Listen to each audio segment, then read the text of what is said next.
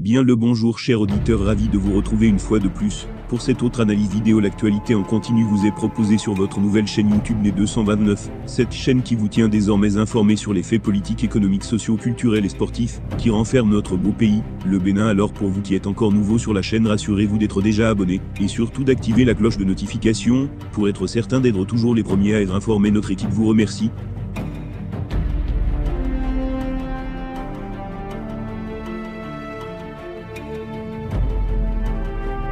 Relations entre le Bénin et le Rwanda. L'axe Cotonou-Kigali renforcé sous Talon et Kagame. La visite du président rwandais et son épouse est attendue à Cotonou ce vendredi 14 avril 2023. Cette visite de travail DE 72 heures au Bénin entre dans le cadre du renforcement des relations bilatérales entre les deux pays, qui dure depuis plusieurs années.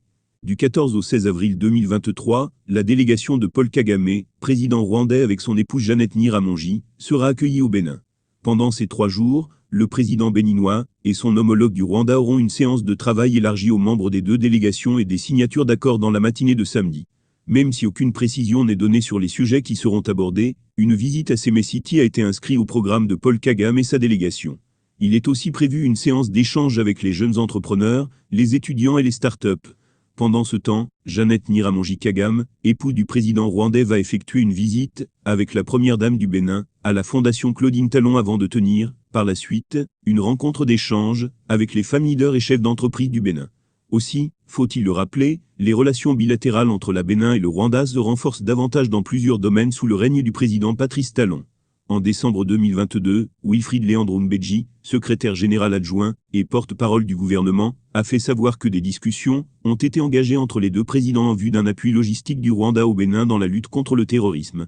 Ces dernières années, le Bénin, notamment la partie septentrionale du pays, a été sujet des attaques terroristes répétées.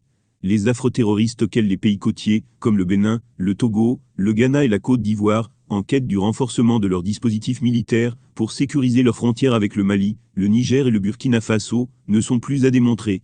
Les accords entre les deux pays depuis 2016 lors de la première session de la Grande Commission mixte de coopération entre le Bénin et le Rwanda tenue du 29 au 30 septembre 2017 à Rubavu, Rwanda, de nouveaux accords ont été signés entre les deux pays.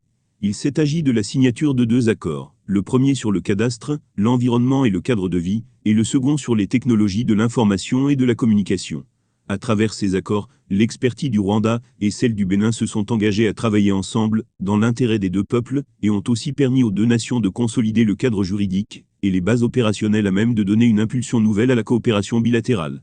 C'est dans cette même optique que les membres de la commission mixte se sont retrouvés pour faire le point de la mise en œuvre des 5 accords signés à Kigali lors de la visite du président Patrice Talon dans le dit pays en 2016. Lesquels accords portent notamment sur la coopération globale entre les deux pays, la consultation politique, le transport aérien à travers la compagnie Rwandair, qui a ouvert son hub à Cotonou, et qui dessert le Bénin par des vols directs sur Kigali.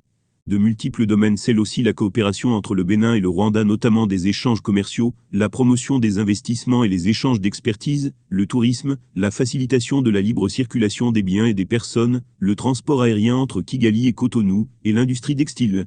Cette visite de travail du président rwandais ne peut que renforcer davantage les relations de coopération qui existent déjà entre les deux pays. C'est forcément au nom de ces relations renforcées qu'en février dernier, le chef de l'État a nommé l'ancien maire de Kigali Pascal Nyamulenda à la tête de l'Agence nationale d'identificat.